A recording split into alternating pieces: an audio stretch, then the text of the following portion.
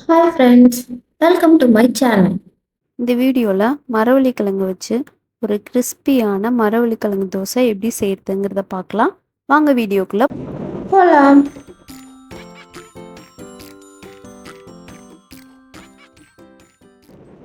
அதுக்கு ஃபஸ்ட்டு 3 சின்ன மரவள்ளி கிழங்கு எடுத்துக்கிறேன்.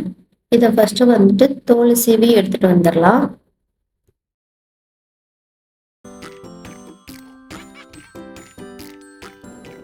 மரவள்ளி கிழங்க நம்ம மிக்சியில் போட்டு பேஸ்ட்டாக அரைக்க போகிறோம். அதனால நான் குட்டி குட்டியாக கட் பண்ணி வச்சுக்கிறேன்.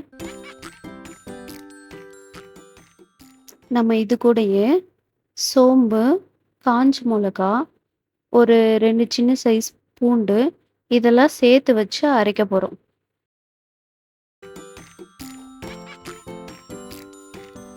ஃபஸ்ட்டு சோம்பு, காஞ்ச மிளகா, பூண்டு இதெல்லாம் போட்டு லைட்டாக கொர கொரன்னு அரைச்சிக்கலாம்.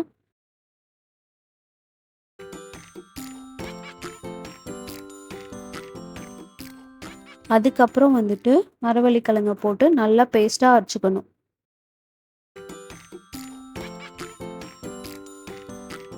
அவ்வளோதான், ரெடி ஆயிடுச்சு. இப்போ இதை நம்ம தோசை மாவில் மிக்ஸ் பண்ணிக்கலாம். இந்த அளவுக்கு நல்லா பேஸ்ட்டாக அரைச்சிக்கோங்க.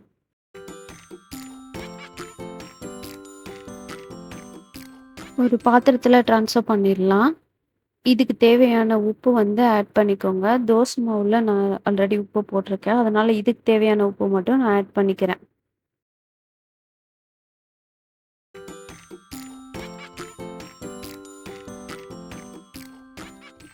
நல்லா மிக்ஸ் பண்ணி விட்டுக்கோங்க.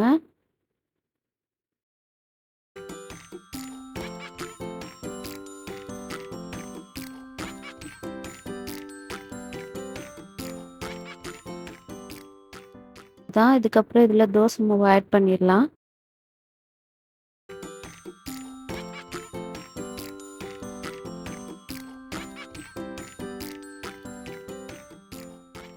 அவ்வளோதான், தோசை மாவு போட்டேன். நல்லா மிக்ஸ் பண்ணி விட்டுக்கலாம்.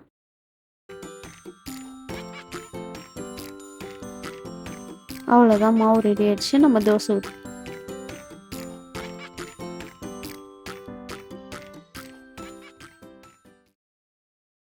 தோசைகள் சூடாயிடுச்சு.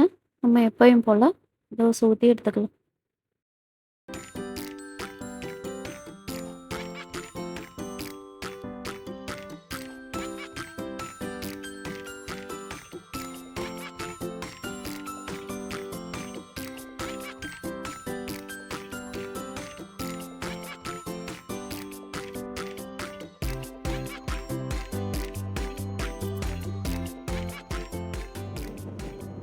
இதுக்கு வந்துட்டு தக்காளி சட்னி காம்பினேஷன் சூப்பராக இருக்கும்.